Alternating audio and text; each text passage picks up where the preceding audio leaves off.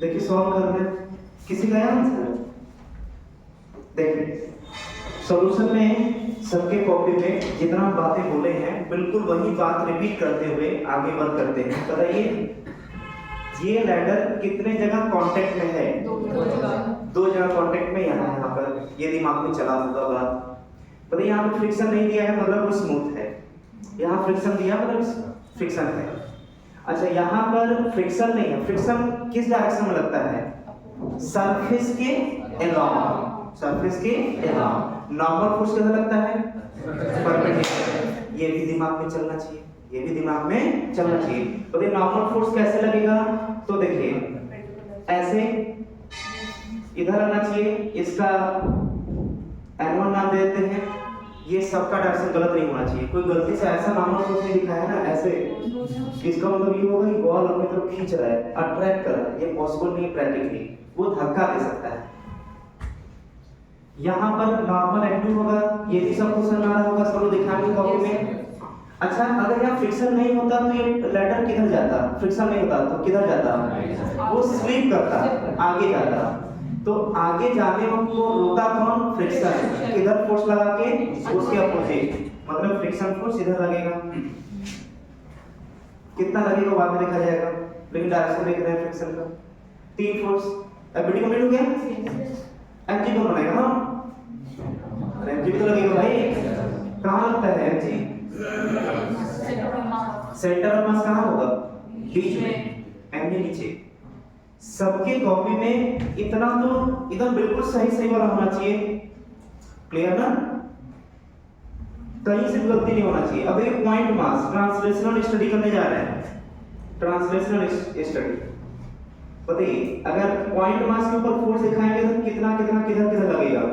तो बोलेंगे N1 इधर, N2 इधर, फ्रिक्शन इधर, Mg इधर।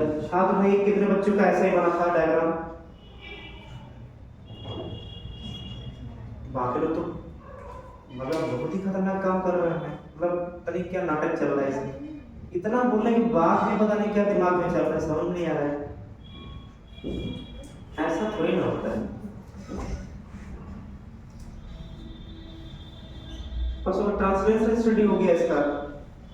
पॉइंट मास मान करके जिस डायरेक्शन में जो भी फोर्स लग रहा है उसको दिखा दिया। दूसरा बताइए क्या? अच्छा इससे इक्वेशन क्रिएट करना हो तुरंत बन जाएगा। एंड क्यों इतना डर है भाई? क्यों फिजिक्स से इतना डर है? कोई मतलब नहीं आपके डर का। सबसे आसान फिजिक्स है, दिमाग चले तो सबसे आसान। बोले तो फ्रेशर बच्चे का सबसे फेवरेट सब्जेक्ट फिजिक्स होता है, सबसे ज्यादा स्कोर करने वाला फिजिक्स होता है, रैंक लाने वाला वही होता है। पता नहीं किस चीज से डर करके ये छोटे छोटे वर्क नहीं कर पा रहे जो न्यूटन क्लास करते आ रहे हैं आप लोग। अब बताइए ये तो हो गया ट्रांसलेशन। रोटेशनल स्टडी करते हैं। बताइए रोटेशनल स्टडीज का करेंगे तो क्या होगा? इसमें नेट ऑब्जेक्ट दिखाएंगे। ये तो पक्का पता है कि इक्विलिब्रियम में है। अच्छा इक्विलिब्रियम में है इसका मतलब कि किसी भी एक्सिस के अबाउट नेट ऑब्जेक्ट दिखा सकते हैं। बात को समझिए, ये बात बोल चुके हैं पहले। किसी भी एक्सिस के अबाउट नेट ऑब्जेक्ट दिखा सकते हैं। तो फिर हम एक बात बोले थे कि बुद्धिमानी रखना है कि हम ऐसा पॉइंट चॉइस करें, ऐसा एक्सिस चॉइस करें जहां से अननोन फोर्स ज्यादा पास करे। जिससे अननोन फोर्स ज्यादा पास करेगा तो अननोन वाला पोर्शन हट जाएगा, तो इक्वेशन हम और आसान सॉल्व करना हो जाएगा।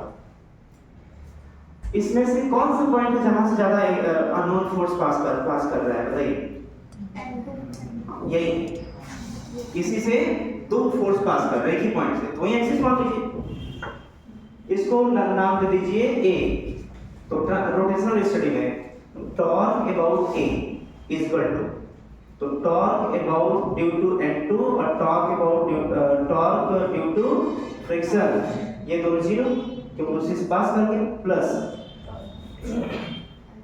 ये इधर की तरफ टॉर्क देगा। अगर ये पॉजिटिव टॉर्क देगा, देखिए ये इस पॉइंट के अबाउट नेगेटिव टॉर्क देगा। आप बैलेंस करने को मिलना चाहिए, बैलेंस कर लिए पॉजिटिव नेगेटिव। बताइए इसका टॉर्क कितना आएगा? Torque due to mg plus torque due to N1 लगाई थी बात। कैलकुलेशन दिमाग में करिए, कई बार कंपोनेंट तोड़ना सीख गए। बताइए टॉर्क इनटू एमजी क्या होगा, आंसर बताइए। टॉर्क इनटू एमजी, दिमाग दौड़ाइए। फोर्स इनटू आर परपेंडिकुलर, ये होगा ट्रिक लगाइए। फोर्स इनटू आर कितना होगा, ड्यू टू एमजी क्या होगा, एमजी फोर्स लग रहा है नीचे, आर परपेंडिकुलर। मन में ही ये डायग्राम बन गया होगा, मन में यहां से परपेंडिकुलर ड्रॉ किए होंगे, मन में ये l/2 दिख रहा होगा, मन में ही ये l/2 दिख रहा होगा। कब, जब इसको l माने होंगे, तो l/2 का मन में ही कंपोनेंट इधर टूटा होगा, कितना l/2 cos थीटा। तो इसका तो मन में ही l/2 cos थीटा आ गया, तो हो गया। प्लस होता है ये n1 के द्वारा, तो देखिए n1 का जो फोर्स लाइन है वो ये है, ये मन में बनना चाहिए। सर क्या बोले थे, एक्सिस से परपेंडिकुलर ड्रॉ करिए, तो फोर्स वाले जिसके द्वारा निकालना है टॉर्क, उसके लाइन पर पॉइंट से परपेंडिकुलर ड्रॉ करिए। यही परपेंडिकुलर डिस्टेंस, ये यही डिस्टेंस r परपेंडिकुलर होगा, कितना होगा, तो देखिए इस l का दो कंपोनेंट, इधर की तरफ थीटा से लगा है, तो इधर की तरफ l cos थीटा और इधर की तरफ l sin थीटा, मतलब हमें परपेंडिकुलर जो चाहिए वो l sin थीटा होगा। क्या होगा, l sin थीटा, यही होगा l sin थीटा, ये होगा r परपेंडिकुलर, ये हो जाएगा n1 के द्वारा। तो force into r perpendicular l sin theta, zero के बराबर। यहां नेगेटिव लेंगे, क्यों नेगेटिव लेंगे, क्योंकि एक पॉजिटिव दूसरा नेगेटिव हो जाएगा। दोनों को बराबर कर लीजिए, बराबर करके देखिए l से l कैंसिल, यहां से आ गया mg/2 is equal to n1 sin theta, ठीक है, cos थीटा यहां है। अब देखिए थोड़ा यहां पे एनालिसिस ये करना था, एक अब जो नया पॉइंट में यहां पे मिलेगा सीखने के लिए वो ये मिलेगा, जैसे आप इसको लेटर को सिंपली ऐसे रखते, हमें लगता है कि परपेंडिकुलर रखते तो फ्रिक्शन का रोल ही नहीं लगता, फ्रिक्शन लगता ही नहीं। जैसे इसको ऐसे रखते हैं तो फ्रिक्शन का क्या रोल है, फ्रिक्शन कभी ऑटोमेटिक नहीं आता, जब कोई बाहरी उसको छेड़ता है तब आता है। जितना एग्जांपल आपके दिमाग में दौड़ सकते दौड़ा लीजिए, जितना पढ़ा चुके हैं।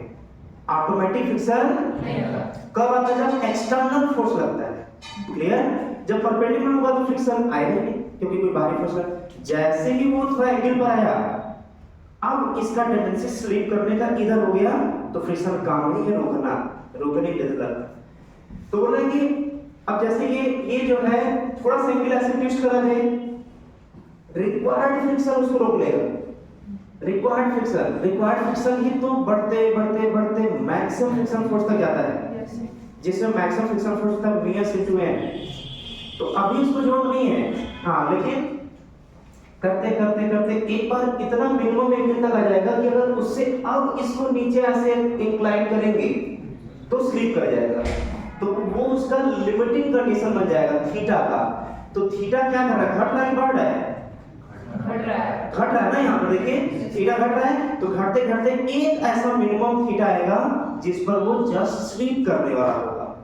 क्लियर ना, मतलब कि for theta minimum f required will be f maximum। Clear, और f maximum क्या होगा, f maximum is equal to Vs into n formula होता है। तो f maximum is equal to, बताइए जहां का फ्रिक्शन वहां का नॉर्मल, ऐसा नहीं कि फ्रिक्शन यहां का नॉर्मल वहां का, ऐसा नहीं है, जहां का फ्रिक्शन फोर्स वहीं का नॉर्मल। तो यहां का नॉर्मल कितना है, n2, वहां का फ्रिक्शन कोएफिशिएंट कितना है, म्यू into n2, ये आ गया इसके जगह। तो बताइए यहां से क्या बनकर आया, n1 is equal to mu n2 और n2 is equal to mg। तो n1 इन दोनों से देखिए क्या रिजल्ट बनकर आ रहा है, n1 is equal to mu mg, और इसी n1 को यहां रख देंगे, देखिए क्या रिजल्ट बनकर आएगा इससे, ध्यान देखिए यहां से n1 इक्वल टू mg, और अच्छा इसको यहां रख देते हैं, यहां पर यहां रख देते हैं। क्लियर ना, तो क्या बन गया mg/2 cos theta is equal to mu M G sine theta.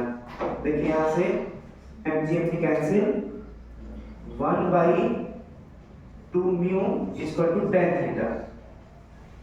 तो theta is equal to tan inverse 1/2 mu. मतलब इस रिजल्ट से नहीं है, हमें मतलब इस प्रोसेस से था कि हम लोग सोच क्यों नहीं पा रहे हैं इस तरीके से। कम से कम इतना तो बना लिए थे, बाकी थीटा मिनिमम में सोच पाते नहीं सोच पाते वाला केस था वो।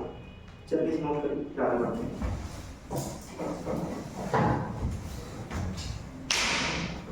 कहाँ हो हैं? ठीक है, नोट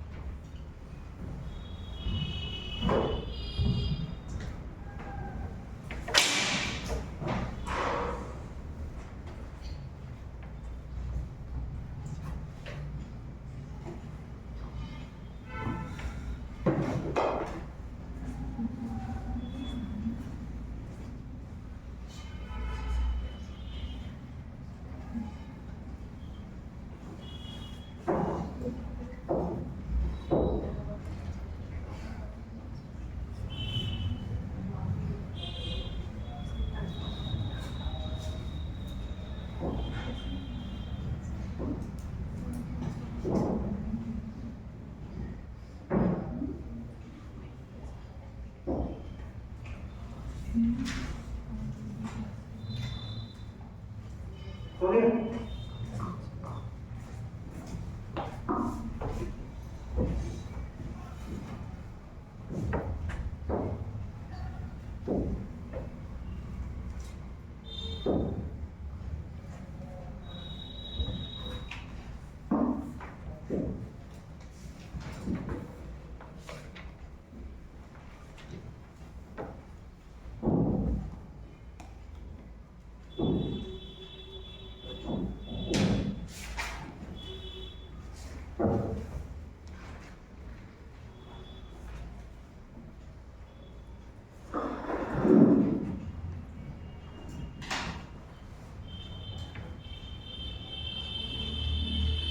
इधर ध्यान दीजिए, हो गया ना। बाकी कैलकुलेशन कर लीजिएगा, क्वेश्चन 8 हो चुका है। देखिए अगला क्वेश्चन है,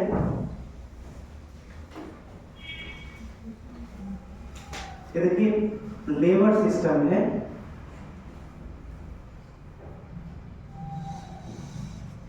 क्लियर ना? यहाँ पर एक राउंड था ऐसे इस तरीके से, और ये जो है 80 सेंटीमीटर, और यहाँ पर जो है मास रखा हुआ है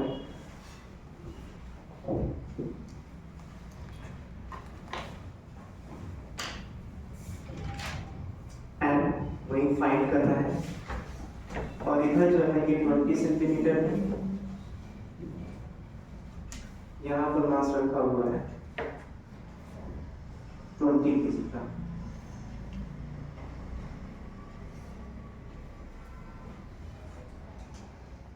Find value of mass m so that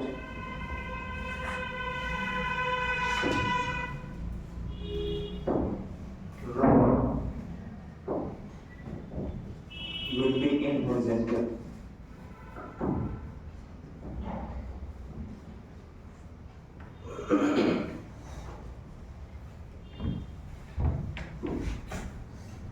अब सुनिएगा थोड़ा इधर देखिए, जैसे लेबर सिस्टम इसे बोलते हैं, जिसमें ये मासलेस है, मासलेस रहते हैं, क्लियर ना, ये मासलेस रहते हैं। और इसी पर बेस जो है, जो बच्चे खेलते हैं इक्विलिब्रियम पे बैलेंस करते हुए, जिसको सी सॉ बोलते हैं, क्लियर ना, सी सॉ सिस्टम, इसमें ये इसको बोलते हैं फल्क्रम। ये सब वर्ड है, मतलब अगर इस वर्ड से फैमिलियर है तो ठीक है ना, कभी क्वेश्चन में ये सब वर्ड यूज कर दिया तो घबराना नहीं कि क्या ये सब वर्ड यूज कर रहा है। फल्क्रम क्या होता है? FULCRM। फल्क्रम जिस पॉइंट के अबाउट जो है वो रोटेट कर सकता है, ये रॉड जो है रोटेट कर सकता है इस पॉइंट के अबाउट, उसको बोलते हैं फल्क्रम। इसको लेबर सिस्टम बोलते हैं। लेबर सिस्टम का एक एग्जांपल है सीसॉ, क्लियर, जो बच्चे खेलते हैं। तो अगर मैथमेटिकली कॉन्सेप्चुअली बात करें तो इन शब्दों का कोई मतलब नहीं है, क्लियर ना, लेकिन नाम ज्यादा जरूरी है। क्वेश्चन ये है, बताइए एम का वैल्यू क्या हो जिससे सिस्टम हॉरिजॉन्टल में हो, और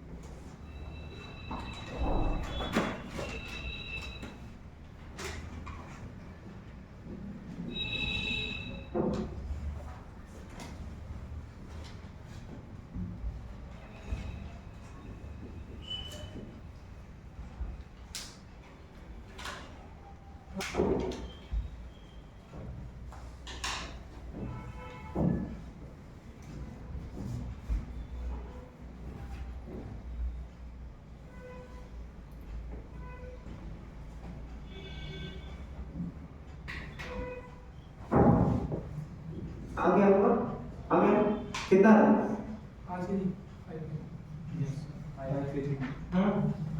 इसको ये भी क्वेश्चन बढ़ा लीजिए, इसमें and also find the force at fulcrum point कितना? ठीक ठीक, and also find the force at fulcrum point. अब देखिए इसमें जो है लगभग सबका आ ही गया होगा वैसे, देखिए इसके बाद रोटेट कर सकता है। यहाँ पर जो पॉइंट मास रहता है उसका 20 होगा 200 न्यूटन mg, और इसका mg होगा, g का वैल्यू हम लोग 10 ले रहे हैं, क्लियर ना, ये फोर्स लग गया। ये 20 सेंटीमीटर है और ये जो है 80 सेंटीमीटर है। अब देखिए यहाँ से इसका देखिए ये जो पोजीशन वेक्टर है ये फोर्स के साथ 90 डिग्री बना रहा है, तो जो RF sin थीटा होता है तो sin थीटा 1 हो जाएगा, R परपेंडिकुलर है, तो इसका आ जाएगा A और B अगर मान लेते हैं तो टॉर्क नेट वो 0 होना चाहिए। क्यों? For horizontal level of level, ठीक है, नेट टॉर्क 0 होना चाहिए। तो नेट टॉर्क किसके दौरान? टॉर्क A और टॉर्क B दोनों मिलकर 0 होना चाहिए। एक पॉजिटिव देगा दूसरा नेगेटिव देगा, ये हो जाएगा 200 into 20 minus mg into 80 equal to 0। बाकी आप सॉल्व कर लीजिए यहाँ से, g से g कैंसिल, 20 से ये 4 आ गया, यहाँ से ये हो जाएगा 4m equal to कितना 20 m equal to 5। क्लियर ना? अब देखिए यहाँ से सबका क्या था ना, सब बैलेंस करना था। अच्छा नॉर्मल फोर्स की अगर बात करें यहाँ पर, नॉर्मल फोर्स इसका ये जो नॉर्मल फोर्स ऊपर लग रहा होगा वो कैसे आएगा उसको भी देख लेते हैं। n तो ऊपर लग रहा है, बाकी सभी जो है नीचे लग रहा है, तो पॉइंट मास मानेंगे तो n इक्वल टू 200 प्लस इसका आ जाएगा 50, 5 kg का 50 आ जाएगा mg, 250 न्यूटन है। क्लियर ना? ये आ गया उसका हिंज पॉइंट का नॉर्मल फोर्स। अब देखिए यहाँ पर जो है इसका इंपॉर्टेंस प्रैक्टिकल लाइफ में क्या है, आप जहां तक ये देख पा रहे हैं कि इस हिंज पॉइंट से अगर हम थोड़ा दूर जाकर के कम फोर्स ही लगाए, क्योंकि मास रखा है तो मास क्या किया, फोर्स ही तो लगाया, mg जो लग रहा है वो फोर्स ही तो लग रहा है, तो पॉइंट से दूर जाकर के कम मास रख करके या कम फोर्स लगा करके ज्यादा मास को बैलेंस किया जा सकता है। अच्छा, कम मास से ज्यादा मास को बैलेंस किया जा सकता है, तो थोड़ा सा मास बढ़ा देंगे यहाँ पर तो ये उठ भी जाएगा, थोड़ा सा मास यहाँ बढ़ा देंगे तो ये उठ भी जाएगा। तो एक टर्म आता है मैकेनिकल एडवांटेज, क्या बात? हाँ, अभी पीछे भी उठाएंगे, क्लियर ना?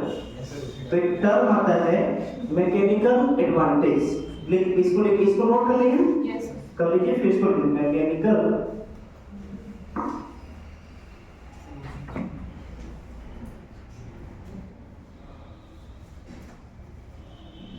देखिए मैकेनिकल एडवांटेज क्या होता है, फोर्स जो लोड का है, लोड मतलब जिसको उठाना है, clear, divided by force effort, जो फोर्स हम एफर्ट लगाएंगे जो ये होगा, क्लियर ना? तो अब ये जो मैकेनिकल एडवांटेज को शॉर्टकट में एम यूज करते हैं, अगर एम जो है वो ग्रेटर देन 1 होगा, तो एम ग्रेटर देन 1 कब होगा, लगाइए दिमाग, जब लोड ज्यादा होगा और जो एफर्ट हम लगा रहे हैं वो कम होगा। तो ये कह सकते हैं कि ऐसा mechanical advantage is greater than 1 तब होगा व्हेन लोड ये ज्यादा होगा एफर्ट से, क्लियर ना? तो इस कंडीशन में हम लोग जो है कम ताकत से, कम फोर्स से ज्यादा मास को उठा सकते हैं, ये नोट कर लीजिए इसमें। और ये किसके बराबर होगा? अच्छा, लेंथ वाइज बात करें तो अगर ये इसको इंडिकेशन दे दिया जाए ऐसे,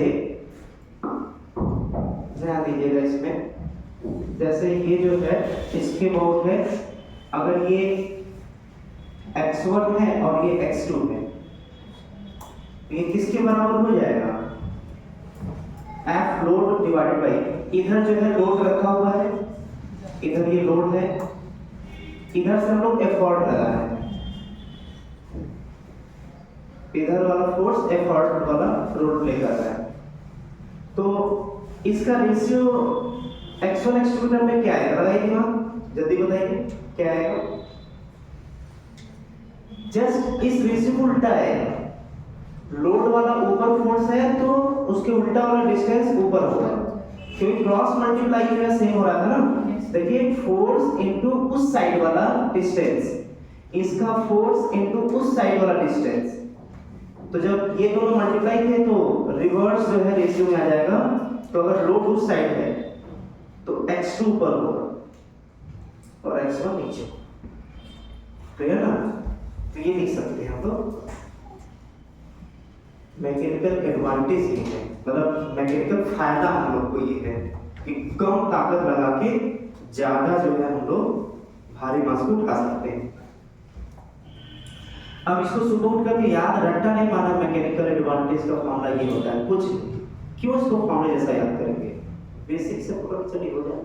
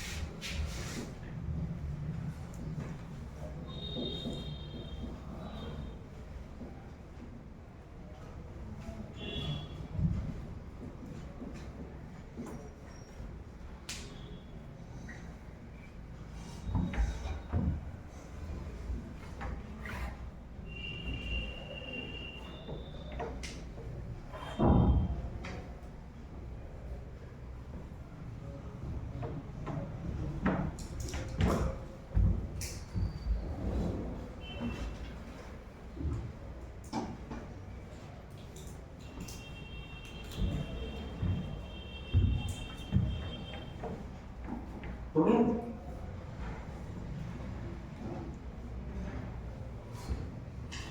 अच्छा इसको ध्यान दें तो इसके हिसाब से तब तो हम लोग अर्थ को भी उठा सकते हैं, अगर हमको स्पेस पर कहीं जगह मिल जाए तो।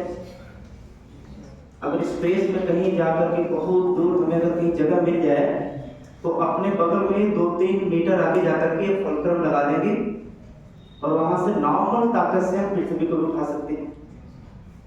हो सकता है जैसे हमको स्पेस में कहीं जगह मिल गया तो वहां से जो है मान लेते यहाँ पर अर्थ है, ठीक है, और हम क्या किए कि जहां पर हमें फोर्स लगाना है, ताकत लगाना है, उसके जस्ट 2-3 मीटर आगे जाकर के हम लोग फुलक्रम लगा दिए।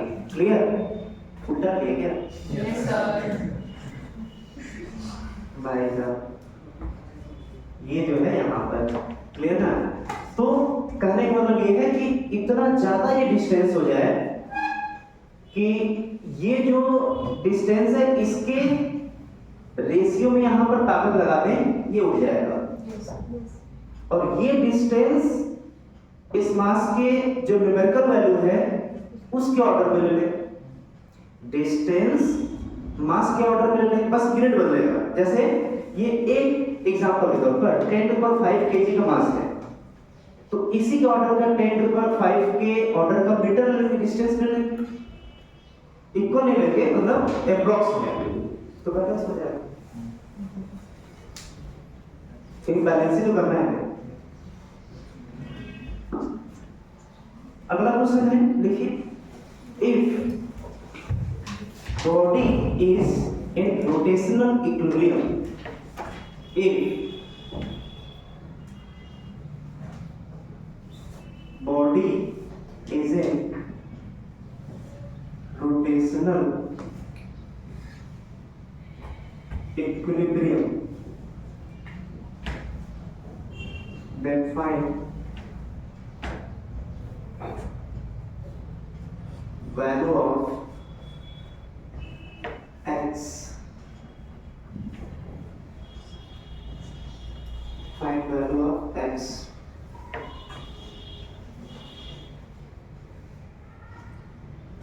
Force is given as force acting on body is given as F is equal to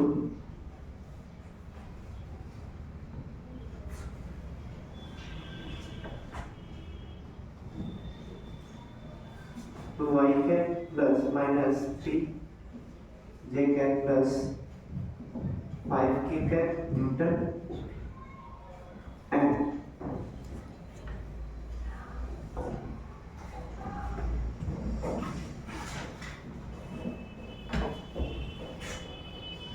position vector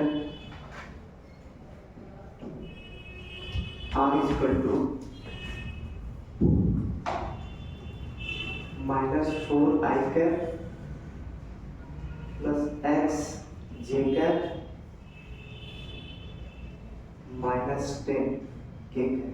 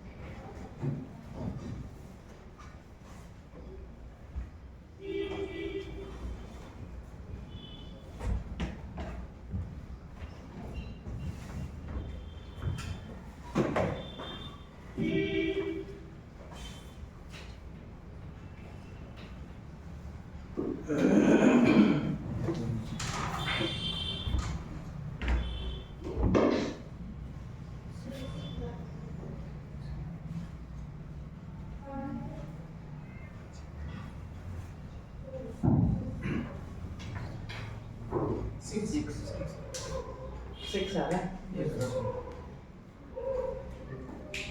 किसका सा है कैसे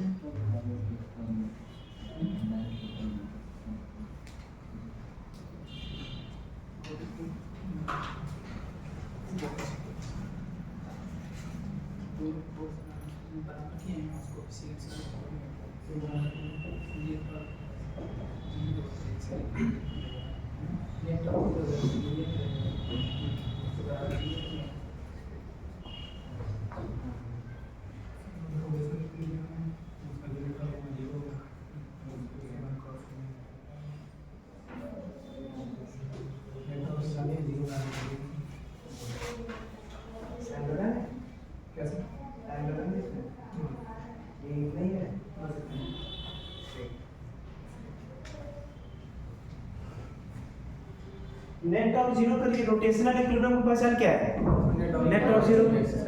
तो नेट ऑफ जीरो में जो बेसिक अभी तक कुछ बताए नहीं है तो आप बेसिक से भी सॉल्व करते तो नेट ऑफ डिटरमिनेंट वाले मेथड से सॉल्व करते x अननोन बचता जो आता जीरो के बराबर कर देते।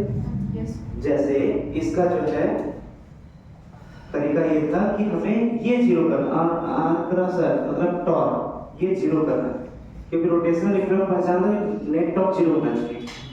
तो ये i j k और इसका आ जाएगा r को पहले रखना है तो -4x -10 और इसका 2 -3 5 बस सॉल्व कर लीजिए जीरो के बराबर कर दीजिए इक्वेशन बन जाएगा सॉल्व किया ठीक है।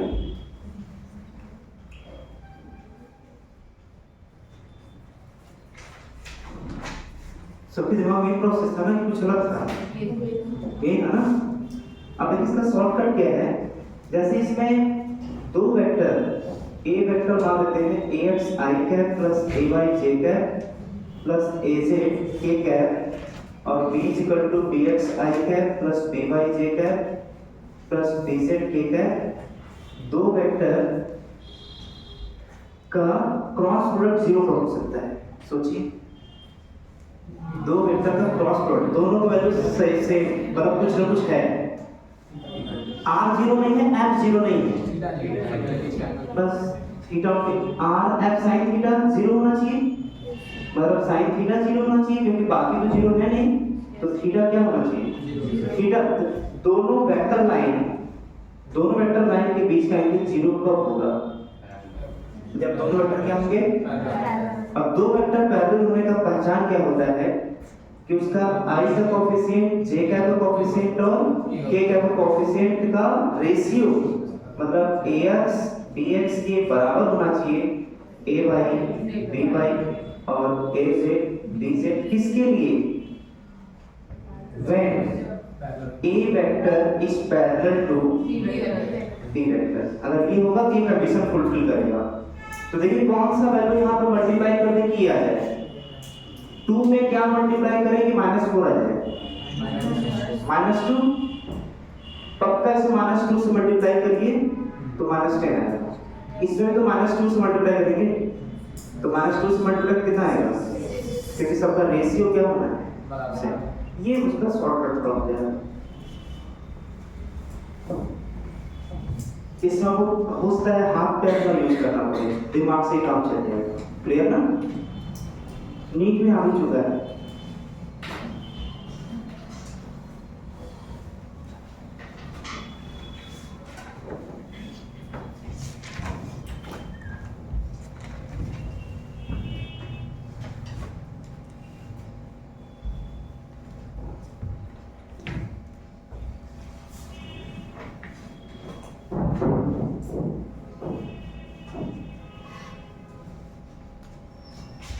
इसके आधार से सॉल्व करेंगे तो 2 by -4 equal to -3 by x। यहाँ से x इक्वल टू आ गया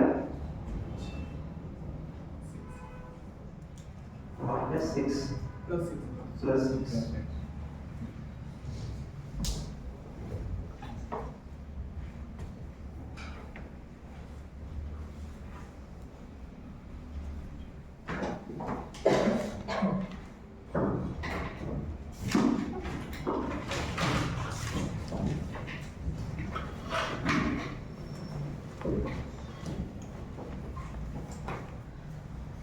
अब यूक्लिड से रिलेटेड आप क्वेश्चन कर लीजिएगा। कुछ क्वेश्चन हम होमवर्क भी दे देंगे, वो आपके मोबाइल पर जो व्हाट्सएप चला जाएगा। अब आते हैं नेक्स्ट एक पॉइंट पर जो हम लोग अभी torque equal to I alpha use कर रहे थे। ये एक्सियल वेक्टर होते हैं, क्लियर ना, क्योंकि एक्सिस के अलॉन्ग होते हैं। तो ये आई इंटू अल्फा कहाँ से जनरेट होता है, थोड़ा उसका भी आइडिया मिल जाए, उसका भी नॉलेज रहे। आई अल्फा जनरेट कहां से होता है? देखिए टॉर्क का बेसिक क्या कॉन्सेप्ट है, फार्मूला क्या है? आर क्रॉस एफ, यही होता है। मान लेते हैं कि किसी बॉडी पर फोर्स जो लग रहा है जिस एक्सिस के अबाउट, ये एक्सिस है, तो वहां से जो पोजीशन वेक्टर होगा वो ये होगा, एफ ये है, आर ये वेक्टर है। इसको थोड़ा डैश डैश करके आगे बढ़ाएंगे। ये जो एंगल है यही होगा आर और एफ के बीच का एंगल, क्योंकि टेल से टेल मिलाते हैं। तो फोर्स का कौन सा कंपोनेंट टॉर्क देगा और कौन सा नहीं देगा? तो बोलेंगे जो परपेंडिकुलर वाला है वो टॉर्क देगा और जो उसके पैरेलल है आर के वो नहीं देगा। इसका मतलब कि torque is equal to r cross f perpendicular.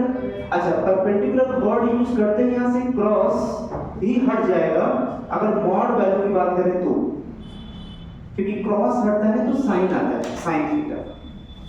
तो ऑलरेडी हम एफ परपेंडिकुलर ले चुके हैं। अच्छा, तो ये एफ परपेंडिकुलर क्या ये टेंजेंशियल फोर्स है क्या? टेंजेंशियल फोर्स का पहचान क्या होता है? जो वेलोसिटी के डायरेक्शन में लगे या उसके ऑपोजिट लगे। और रेडियल फोर्स या उसी के नाम से जाना जाता है सेंट्रीपिटल फोर्स। रेडियल फोर्स या सेंट्रीपिटल फोर्स किधर लगता है? along the radial direction, radius की तरफ। क्लियर? तो ये क्या देगा? टेंजेंशियल फोर्स देगा, क्योंकि इस पॉइंट का वेलोसिटी जो भी जनरेट होगा वो इसी डायरेक्शन में जनरेट होगा। क्लियर? टेंजेंशियली जनरेट होगा वेलोसिटी। बात को ध्यान सुनना है ना, सबको ध्यान सुनिएगा।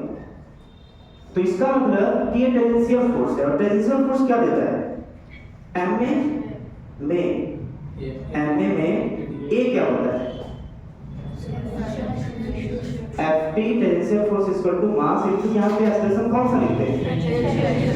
टेंजेंसी। इसका मतलब इसको m80 कर सकते हैं। तो मॉड वैल्यू rm, अच्छा 80 इक्वल टू क्या r अल्फा होता है क्या? तो इसके हिसाब से देखा जाए तो ये r अल्फा हो जाएगा 80 इक्वल टू r अल्फा। और ये पूरा क्या मोमेंट ऑफ इनर्शिया का बेसिक फार्मूला है। इसका मतलब ये I हो गया अल्फा। तो ये जो आधा है इसको आप बंद करके याद भी नहीं करना है। आप देखें तो बेसिक से इसका ये ओरिजिन मतलब इसी से आता है। क्लियर है? तो आप नोट कर लीजिए इसको कि ये भी एक रहस्य बना न रहे, उसका जड़ हमें पता रहे कि जनरेट कहां से होता है।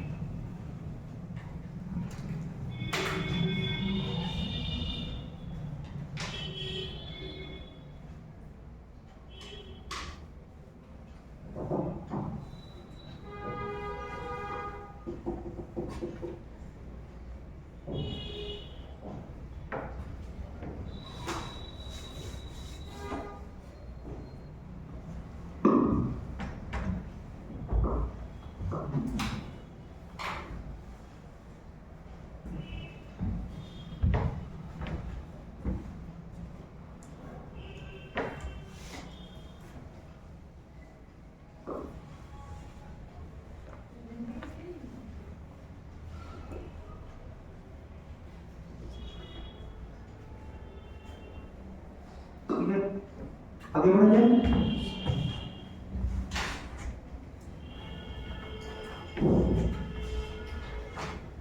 चलिए एक क्वेश्चन इसमें है जो पढ़ा चुके हैं कि net torque about point and net torque about axis कब कब जीरो हो सकता है, कब कब होता है। जितने बच्चों को याद है वो हाँ, पॉइंट के अबाउट भी एक्सिस के अबाउट भी नेट टॉर्क जीरो कब कब हो सकता है। ठीक, किसको याद नहीं है? दो बच्चे इधर हैं और कौन किसको नहीं याद है? नहीं याद है? क्यों नहीं याद है? अरे जिसको नहीं याद है वो ना हाथ उठाएगा। याद नहीं है? चलिए आप बताइए नेट ऑफ पॉइंट के अबाउट कैसे जीरो हो सकता है कब कब? सर जब उस पॉइंट को फोर्स की लाइन उससे पास होती है तो फिर एक्सिस के। अच्छा ठीक है, आप बताइए। आप बताइए नहीं है, ये कौन सा रीजन होता है भाई? Point two net of zero होता है, कहाँ लिखा हुआ है? क्या नहीं है रीजन है? तो तैयारी मत करिए, नहीं आना ये बच्चों के साथ कौन सा बात है? अरे नहीं आया तो पता करिए क्या क्या पढ़ाया गया था। जो पढ़ाया गया था उसका वीडियो लेक्चर अपलोड होता है, अगर यहाँ से नहीं देख सकते हैं तो यूट्यूब पे सर्च करके देखिए। चलो हाँ जो भी है, जिसको ना एमबीबीएस निकालना है वो बहाना नहीं करता है कि हमारा तबीयत खराब हो गया था इसलिए एमबीबीएस नहीं कर पाया। वो खुद ही अपने आप में वो गलती किया रहता है। तो बहाना से अपने आप को कमजोर ना बनाए। जिस बच्चे क्लास छूट जाता है, अगर वो जुनूनी होगा आज के समय में, कहीं भी लेक्चर कभी नहीं है, वो देख सकता है। हम खुद अपना वीडियो लेक्चर अपलोड करते हैं, बाई चांस अगर कहीं नहीं मिल पाया, जो कि असंभव है कि ना मिल पाए, तो यहाँ भी मिल सकता है। तो मतलब उसका नहीं है बहाना है।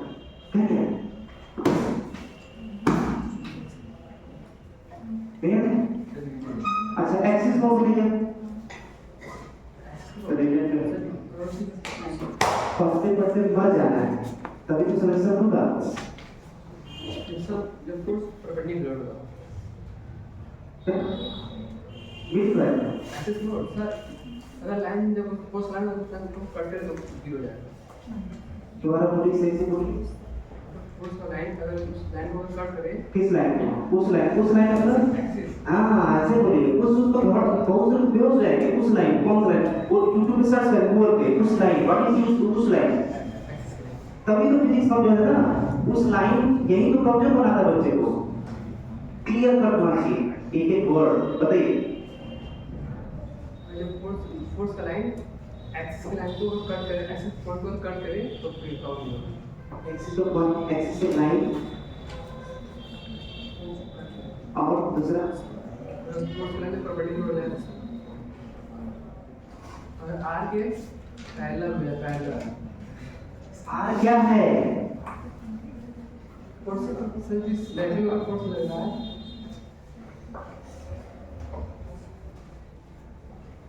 याद है? बताइए बताइए। बैठिए समझने की अंदाज से बदल जरा क्यों बताइए आप क्यों नोट्स में बताया जाता है। रनिंग चैप्टर तो कंपल्सरी रिवीजन में आता है भाई। रनिंग चैप्टर में कोई गलती से भी ना बोल पाए कि रिवीजन नहीं किए थे। पिछला चैप्टर रिवीजन ना हो उसका रीजन है टाइम का मैनेजमेंट, वो भी निकालना पड़ेगा, लेकिन रनिंग चैप्टर में कोई ऐसा बहाना नहीं चाहिए फिर रिवीजन नहीं। ठीक है, देखिए पॉइंट एक्सिस के बाद फोर्स का लाइन, जैसे यहाँ फोर्स लग रहा है तो इसका लाइन ये पूरा कहलाएगा, पूरा का पूरा ये लाइन कहलाएगा। क्लियर है? भले यहाँ फोर्स लग रहा हो इधर की तरफ लेकिन लाइन पूरा कहलाएगा। तो जब ये लाइन इसी से पास हो जाए तो नेट ऑफ जीरो। अब दूसरा, अगर एक्सिस है तो एक्सिस केस में जो फोर्स का लाइन है, लाइन मतलब पूरा पैरेलल हो या अनपैरेलल उसी प्लेन में हो। अनपैरेलल मतलब ये तो कट करेगा, नेट ऑफ जीरो होगा। इसमें क्या बोले थे, क्या बोले थे, कैसा लाइन होना चाहिए? स्क्यू लाइन होना चाहिए जो कट भी न करे और पैरेलल भी न हो, और ये 3D में ही पॉसिबल है। चीजें बिल्कुल क्लियर है ना? इसका मतलब एक अभी हम लोग टॉपिक पढ़ने जा रहे हैं, वो टॉपिक भी समाप्त। देखिए क्या है, अगला हेडिंग दीजिए एंगुलर मोमेंटम। इसके हेडिंग से ही ये टॉपिक खत्म हो जाता है। कैसे बता दें? एंगुलर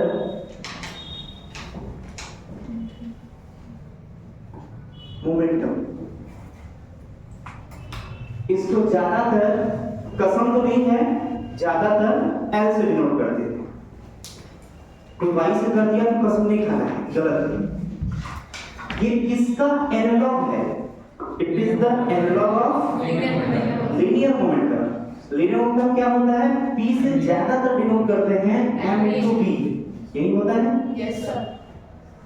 तो यहाँ पर जो है इसका एनालॉग जो है वो एंगुलर मोमेंटम है।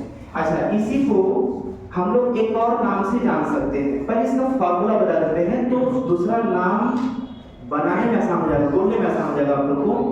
देखिए क्या होता है, जैसे टॉर्क इक्वल टू होता है r क्रॉस f, तो ये हो गया फोर्स का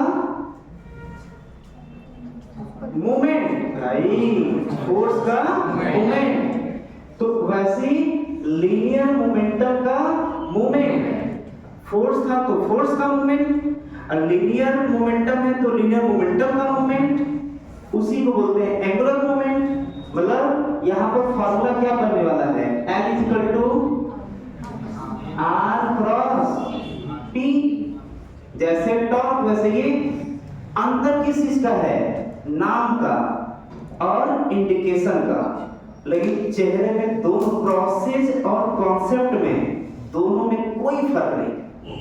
कॉन्सेप्ट में और प्रोसेस में कोई फर्क नहीं है, सिर्फ अंतर है नाम और पहचान। क्लियर? ठीक, इसका एक और नाम क्या दिया जा सकता है? मोमेंट ऑफ, हाँ आप लोग खुद बताइए, moment of linear momentum. Clear? हाँ, ये एनालॉग किसका है? लीनियर मोमेंटम का। तो क्या बन जाएगा? L equal to I omega. अच्छा, P इक्वल टू क्या होता है? mv, मतलब r cross m into v। m को बाहर निकालिए तो आ गया r cross v। L equal to इससे घबराना नहीं, क्लियर ना? और जैसे भी घबराएगा नहीं तो अभी भी कॉन्सेप्ट ऑफ प्रोसेस से, कॉन्सेप्ट ऑफ प्रोसेस से, अब इससे घबराएगा नहीं तो ठीक है। अच्छा, तो अगर यहाँ पूछा जाए कि लीनियर एंगुलर मोमेंटम किसी पॉइंट के अबाउट कब कब जीरो होगा,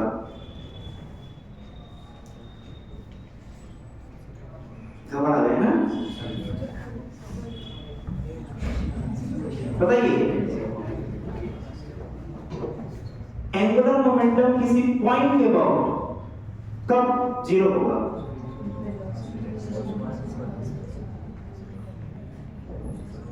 मतलब राम का नाम श्याम अगर रख गया तो उसका पूरा जिंदगी बदल गया केवल नाम से।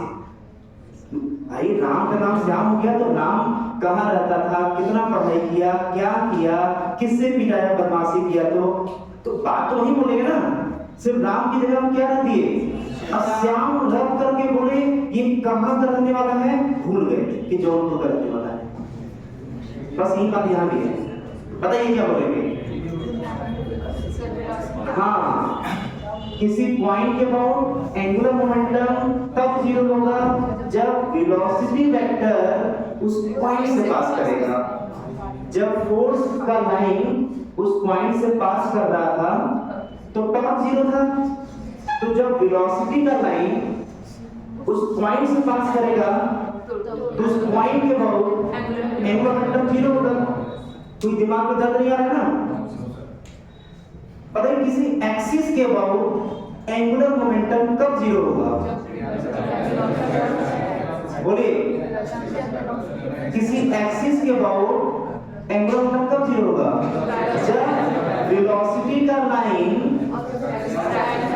या तो पैरेलल एक्सिस की या तो कट करेंगे। बस सर ये तो एकदम कोई अंतर ही नहीं है तब तो दोनों में। तब तो जो वैरायटी ऑफ क्वेश्चन वहां बन रहा था वो सर यहाँ बनेगा। क्लियर ना? अच्छा ठीक है, इसको क्या क्या लिखा जा सकता है? इसको लिखा जा सकता है, अब फॉर्मेलिटी कर लेते हैं थोड़ा इसमें, जो यूनिट, डायमेंशन वगैरह वगैरह जो formality, m r v sine theta eta है, ऐसे भी लिखा जा सकता है। अच्छा, अगर मॉड के फॉर्म में बोले कि मॉड की बात करें तो एम आर वी परपेंडिकुलर ये भी यूज कर सकते हैं, ज्यादातर तो यही यूज करेंगे, या फिर क्या यूज कर सकते हैं, एम आर परपेंडिकुलर वी। जो पुराना जहां जहां बात की थी ये लिख लीजिए, और फॉर्मेलिटी क्या कर लेते हैं, यूनिट बताइए। यूनिट क्या होगा, बोलिए?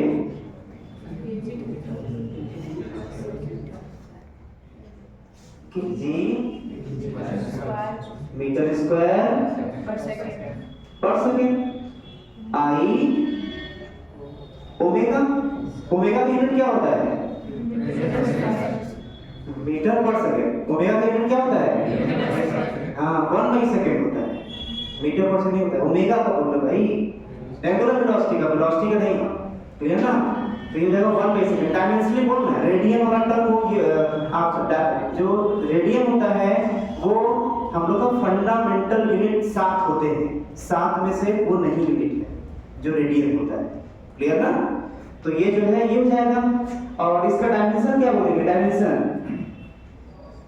एल का dimension mass M, length L, time T -1 हो जाएगा। पति स्केलर की वेक्टर हर जगह सोचना है। आपका नाम क्या है वो भी सोच के बताएंगे। वेक्टर भाई वो भी एक्सियल वेक्टर है। अच्छा, कब जीरो हो सकता है, पॉइंट के अबाउट आप लिख लीजिए और उसको भी लिख लीजिएगा अपनी भाषा में जो बोल रहे हैं। मतलब फॉर्मेलिटी नोट्स में होना चाहिए, क्योंकि अभी तो याद है ना, 3-4 साल बाद, 3-4 महीने बाद सब भूल जाएगा, 3-4 साल बाद।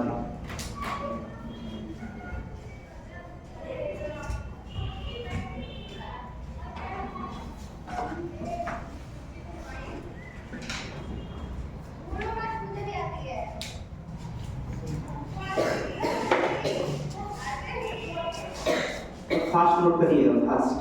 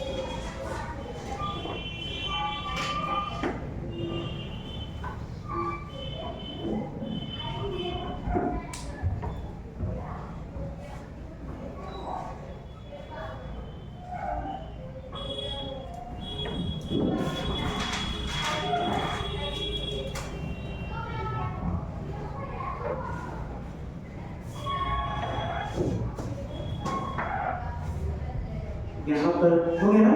Yes. यहाँ पर भी वही क्वेश्चन पहला एग्जाम्पल उठाएंगे जो टॉप में उठाए थे, देखते हैं कौन सा। देखिए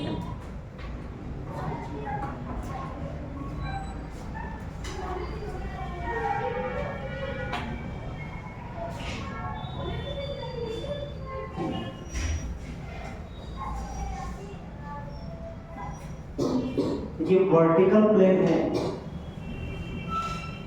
वर्टिकल प्लेन बोल दिया तो समझ गए कि कैसा इसका डायग्राम बन रहा है। वर्टिकल प्लेन मतलब ये, तो पॉइंट ये है और किसी पॉइंट मास के यहाँ से छुड़ा जाता है। तो आपको बताना है कि वही चारों ऑप्शन, पहला ऑप्शन था वहां पर कि टॉर्क विद टाइम क्या करेगा, इंक्रीज करेगा, डिक्रीज करेगा, फर्स्ट इंक्रीज देन डिक्रीज। अच्छा चलो उसको भी नहीं छोड़ते हैं, एच हाइट से रिलीज किया गया तो उसको भी नहीं छोड़ते हैं। क्लियर ना? ये वर्टिकल प्लेन, ये लिख लिया ना, वर्टिकल प्लेन जरूरी है प्रैक्टिकली विजुलाइज करने के लिए, वर्टिकल प्लेन जरूर लिखना। नहीं तो हॉरिजॉन्टल प्लेन होगा तो सब कुछ बेकार हो जाएगा, यहाँ पर मतलब नहीं निकलेगा उसका। ठीक है, चलिए बताइए चार ऑप्शन। एंगुलर मोमेंटम, यहाँ पर एंगुलर मोमेंटम टाइम के साथ इंक्रीज करेगा, डिक्रीज करेगा, या फर्स्ट इंक्रीज फर्स्ट डिक्रीज, पहले increase then decrease, decrease then increase.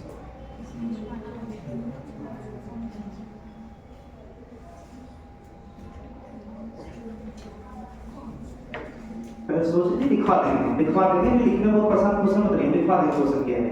क्या सोचना है बताइए कि एंगुलर मोमेंटम इस पॉइंट के अबाउट, ओ के अबाउट क्या करेगा, बढ़ेगा या घटेगा, या घट के बढ़ेगा या बढ़ के घटेगा टाइम के साथ। कांस्टेंट है। कितना टाइम लगेगा सोचिए।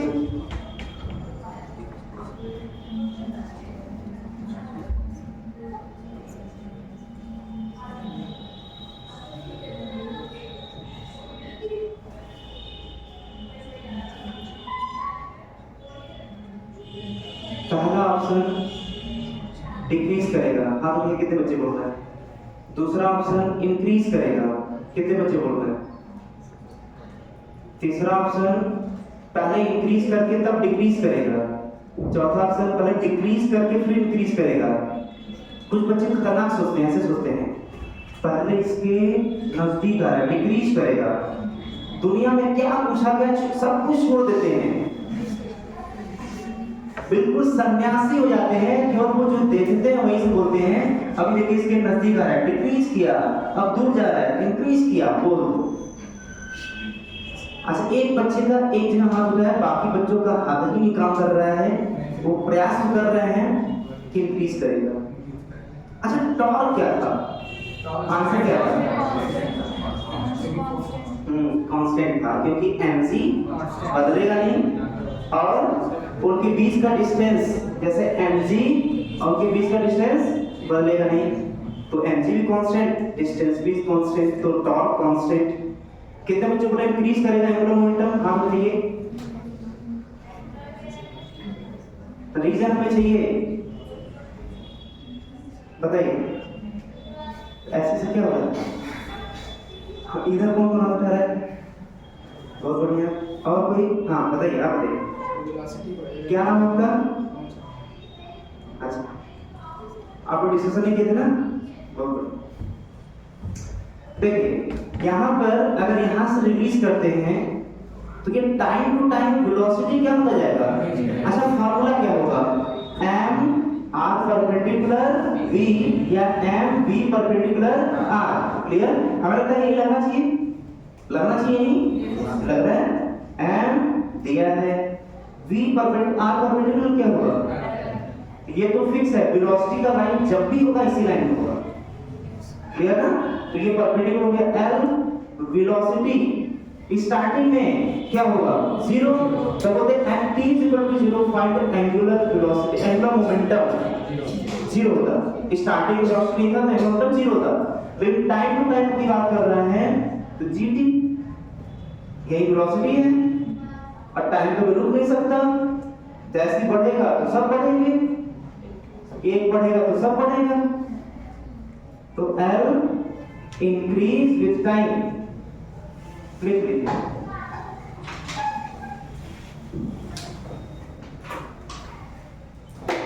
अब कुछ बच्चे तो दिमाग में जोर ही नहीं दिए होंगे कि जब सब कुछ वही था जो पहले था तो आंसर भी वही होगा जो पहले था। यही नहीं कर रहा है भाई, कुछ तो अंतर रहेगा ही ना वैल्यू में। And increase with time.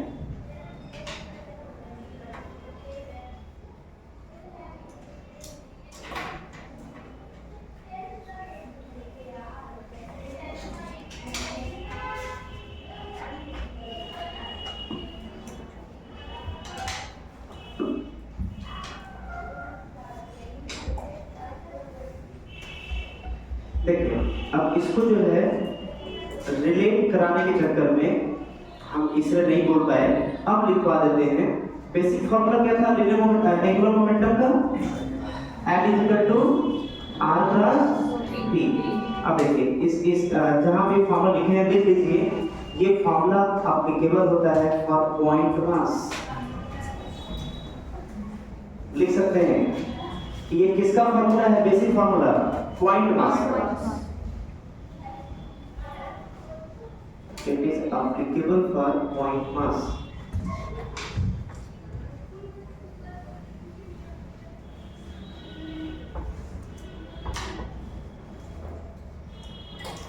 Okay बस, बाकी अब नेक्स्ट दूसरे तीसरे क्लास में 10 मिनट का हम लोग जो है रेस्ट करें।